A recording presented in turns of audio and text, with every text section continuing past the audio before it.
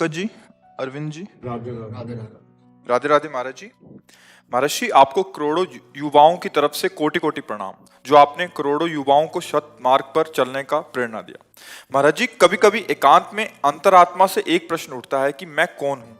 और जब ये प्रश्न उठता है तब मेरे को ये शरीर अपना नहीं लगता। प्रश्न ये उठता है कि अगर मैं ये शरीर नहीं हूं तो आखिर मैं कौन हूँ, यहाँ क्यों आया। और अगर भगवान का सुमिरन करना हमारे जीवन का उद्देश्य है तो फिर ये व्यवसाय, व्यवस्थाएं एवं दुनिया की चकाचौंध क्यों बनाई गई।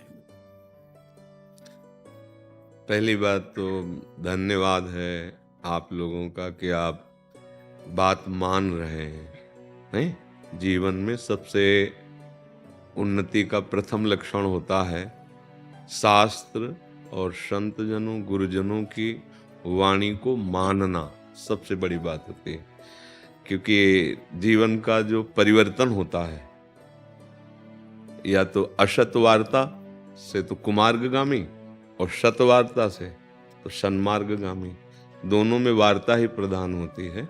जब हम गंदा संग करते हैं तो दुर्गति हो जाती है, अच्छा संग करते हैं तो सदगति हो जाती है। तो उसमें प्रधानता आपकी हुई, इसलिए सबसे बड़े धन्यवाद के पात्र वो सब हैं जो बात मान रहे हैं। और दूसरी बात, ये जो बात हृदय में आती है कि मैं कौन हूँ, पढ़ के ही सही, सुन के ही सही, पर ये बहुत बढ़िया बात है, क्योंकि अपना परिचय मिला नहीं, पूरा जीवन व्यतीत हो गया, तो हम दूसरे का परिचय क्या जानेंगे या भगवान का परिचय क्या जानेंगे। जैसे लोग कहते हैं ना कि भगवान को तो हमने देखा नहीं, तुम कैसे विश्वास करेंगे भगवान है। तो क्या आपने अपने को देखा है क्या? ये शरीर तो आप है नहीं, पक्की बात है।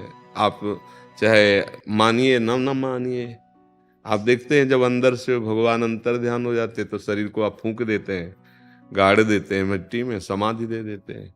इससे कोई प्यार नहीं करता है, वो केवल माया के कारण ऐसा लगता है कि ये प्यारा है, वस्तुतः कोई प्यार नहीं करता। वो जब प्यारा अंतर ध्यान हो जाता है तो इसका कोई आदर नहीं होता शरीर का।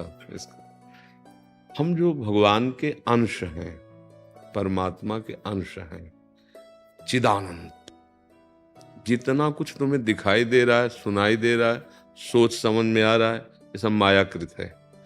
मैं और मोर तोर तय माया, जेह बस कीन्हे जीव निकाया, गो गोचर जहां लगु मन जाई, सो सब माया जानो भाई। माया का ऐसा कुछ रूप समझो जैसे कई तरह का शीशा का एक महल हो। शीशा कई तरह के होते, एक में बिगड़ा मुंह दिखाई देगा, एक में सुंदर, एक में भयानक, एक बड़ा, एक ऐसा। ऐसे समझ लो एक भवन शीशे का है जिसमें केवल आप ही आप हैं, और उसमें आपके हजारों रूप है। कोई बिगड़ा रूप है, कोई सुंदर रूप है, कोई छोटा रूप है, कोई बड़ा रूप है।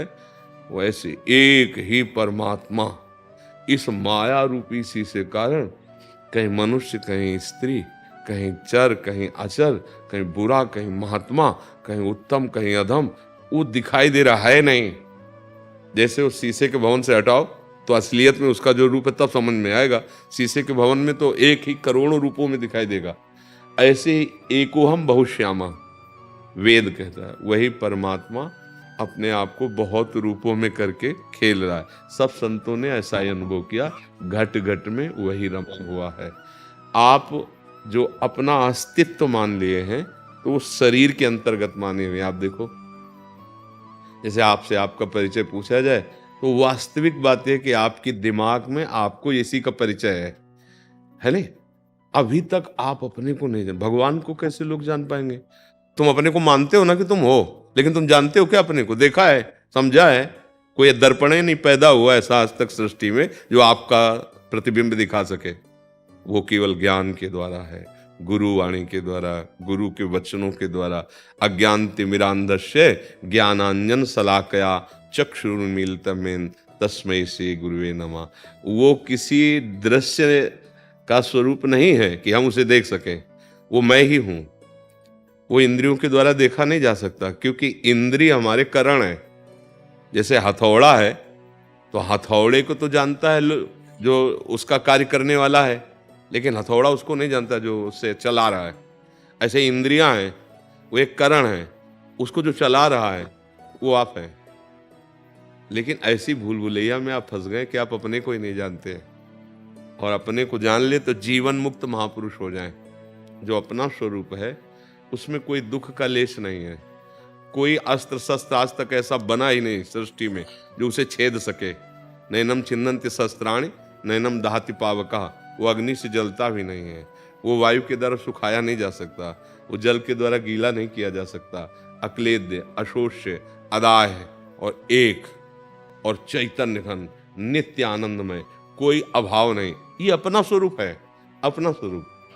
अब भगवान की माया से अपने स्वरूप को हम भूल गए। जैसे हम जब स्वप्न में होते हैं तो स्थूल शरीर का ज्ञान होता है क्या? आप देखो ना, 24 घंटे के अंदर की बात है कि आप जब जागृत में हैं तो आपको ये शरीर का भान हो रहा है कि मैं हूं, लेकिन जब आप स्वप्न में होते हैं तो ये शरीर पड़ा होता है, आपको ज्ञान ही नहीं होता, आप दूसरे में होते हैं। स्वाप्निक शरीर उसे कहते हैं, जो आप स्वप्न में विचरते होते हैं। तो हमारा स्वप्न जब जागृत हुई तो वो मिथ्या हो गया, और जो जागृत से हम स्वप्न में गए तो जागृत मिथ्या हो गया। ये इतने क्षण में तो इसका अस्तित्व खत्म है। तो ये मैं नहीं हो सकता, क्योंकि मैं नित्य स्वरूप है। न मैं स्वप्न वाला था, न मैं जागृत वाला हूं। मैं स्वप्न और जागृत दोनों को जानने वाला हूं। अब जब भजन किया जाता है गुरु कृपा से, साधन मार्ग में चला जाता है, तो हमारा मन बुद्धि ये निर्मल होता है, अभी मलिन है। जहां ये निर्मल हुआ तो लय हो गया अपने स्वरूप। जीव ही लय हुआ, मतलब शांत ते अपने स्वरूप का अनुभव अपने आप से होता है। इंद्रियों से नहीं होता, मन से नहीं होता, अपने आप से अपने स्वरूप का बोध होता है। वो बड़ा कठिन मार्ग है करना। तो हम जो भी हैं, जैसे भी हैं, पहले स्वीकार करते हैं भगवान के हैं। ये शरीर, ये मन, ये इंद्रियां, जितना प्रपंच माया करता है वो भगवान को समर्पित कर देते हैं। तो भगवान की कृपा से हम जान जाएंगे। सोई जाने जे देव जनाई, जानत तुम्हें तुम्हें हो जाए। तो हमारा जो स्वरूप है वो भगवत स्वरूप है, हम देह नहीं है। अब ये फिर हम करें क्यों? तो देखो, हम कर्म में ही फंस गए हैं और कर्म से ही अब मुक्त होना होगा। कांटा लगेगा तो कांटे जैसी आकृति वाले से ही कांटा निकाला जा सकता है। ये नहीं कि उसको हम चाकू से निकालें। कांटा लगा तो सुई या कांटा। हम कर्म में फंस गए, बहुत जन्मों से ऐसे कर्म करते चले आए जिसके परिणाम स्वरूप हम अपने स्वरूप को भूल गए, भगवान को भूल गए। अब हमको कर्म के द्वारा ही बंधन से मुक्त होना होगा। तो माता पिता की सेवा, समाज की सेवा, संतों की सेवा, पशु पक्षियों की सेवा, इस शरीर से जो मलिन कर्म हुए हैं वो नष्ट हो जाएंगे। और हमारा जो जन्म हुआ है वो भगवान की प्रसन्नता के लिए हुआ है, कि हम भगवान को प्रसन्न कर लें। तो भगवान की प्रसन्नता का उपाय है सब चराचर जगत में अपने प्रभु को देखकर जिसकी सेवा मिल जाए वो सेवा करना। चाहे पत्नी हो, चाहे पुत्र हो, चाहे रिश्ते नातेदार हो, चाहे पड़ोसी हो, या कोई भी हो, सब में मेरा भगवान विराजमान है, इसलिए मुझे सेवा करनी है। जो आपको भगवत प्रसाद स्वरूप से धन मिल जाए, भोग सामग्री मिल जाए, उसे सेवा में लगानी है। अपने को भोक्ता नहीं मानना है, तो आप निकल जाओगे। और अपने को भोक्ता मानकर समाज का भोग करने की भावना जो है, यही हमारी दुर्गति का कारण है।